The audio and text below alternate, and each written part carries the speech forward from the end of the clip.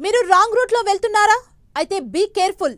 ఇప్పటి వరకు మేమేం చేసినా చెల్లింది, ఇక ముందు కూడా ఏం కాదనుకుంటే పెద్ద పొరపాటే. సెల్ ఫోన్ డ్రైవింగ్ తో పాటు wrong route, drunk and driving పై ఫుల్ ఫోకస్ పెట్టారు హైదరాబాద్ సిటీ పోలీసులు.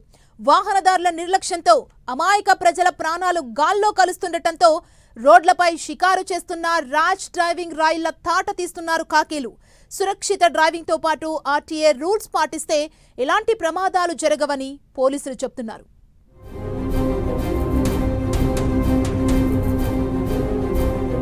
హైదరాబాద్ మహానగరంలోని రోడ్లపై నడవాలంటే చాలు ప్రాణాలు అరచేతిలో పెట్టుకోవాల్సిన పరిస్థితి. మన దారిలో మనం వెళుతున్న రాంగ్ రూట్లో అడ్డదిడ్డంగా వెళ్లే వెహికల్స్ తో ప్రమాదాలు జరుగుతున్నాయి. దీంతో నిత్యం రోడ్డు ప్రమాదాల్లో ఎవరో ఒకరు మరణించారనే వార్త మన చెవుల్లో నానుతుంది. కొన్నిసార్లు రోడ్డుపై నడుచుకుని వెళ్లాలన్నా ప్రాణాలకు గ్యారంటీ ఉండటం లేదు. హైదరాబాద్లో పెరుగుతున్న వాహనాల రద్దీకి అనుగుణంగా రహదారుల విస్తరణ లేకపోవడం, నిబంధనల ఉల్లంఘనలతో ఏటా ప్రమాదాలు జరుగుతున్నాయి. మృతుల్లో 60% మంది 18 నుంచి 34 ఏళ్ల మధ్య వయసు వారు కావడం ఆందోళన కలిగిస్తోంది.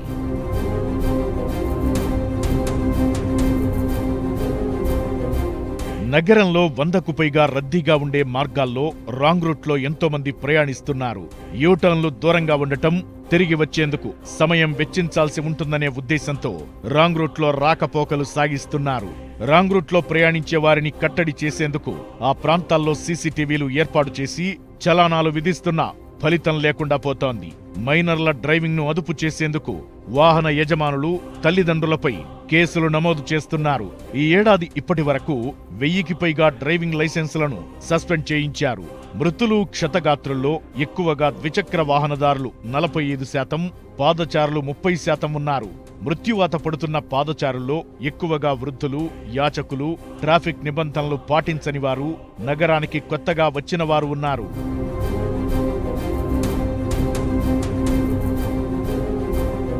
ముఖ్యంగా హైదరాబాద్ మహానగరంలో ప్రమాదాలు రోజురోజుకు పెరుగుతున్నాయి. హెల్మెట్ ధరించకపోవడం, సిగ్నల్ జంప్, అతివేగం, నిర్లక్ష్యపు డ్రైవింగ్, రాంగ్ రూట్లో ప్రయాణాలు, ఓవర్టేక్, డ్రంక్ అండ్ డ్రైవ్ తో నిత్యం ప్రమాదాలు జరుగుతున్నాయి.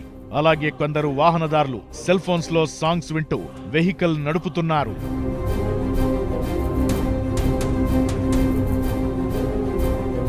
ట్రాఫిక్ నిబంధనలు పాటించని వారిపై చలాన్ల రూపంలో ఫైన్లు వేస్తున్నా ఫలితం ఉండడం లేదు. నగరంలో ప్రతిరోజు సగటున 2,25 లక్షల రూపాయల జరిమానాలు విధిస్తున్నారు. ఈ ఏడాది జనవరి, జూన్ మధ్యలో వాహనదారులపై 412 కోట్ల జరిమానాను విధించారు. గతేడాది ఇదే కాలంలో విధించిన 265 కోట్లతో పోలిస్తే ఇది 56% ఎక్కువ. ఈ ఏడాది చివరి నాటికి ఈ మొత్తం 800 కోట్ల రూపాయలను దాటే అవకాశముందనే అంచనాలున్నాయి. ఈ నెల 1 నుంచి 7 వరకు హైదరాబాద్ ట్రాఫిక్ పోలీసులు నిర్వహించిన స్పెషల్ డ్రైవ్లో 10,000 మందికి పైగా వాహనదారులపై కేసులు నమోదయ్యాయి. మొదటిసారి పట్టుబడితే కేసు నమోదు చేసి, రెండోసారి పట్టుబడితే కఠిన చర్యలు తీసుకునేందుకు పోలీసులు రెడీ అవుతున్నారు.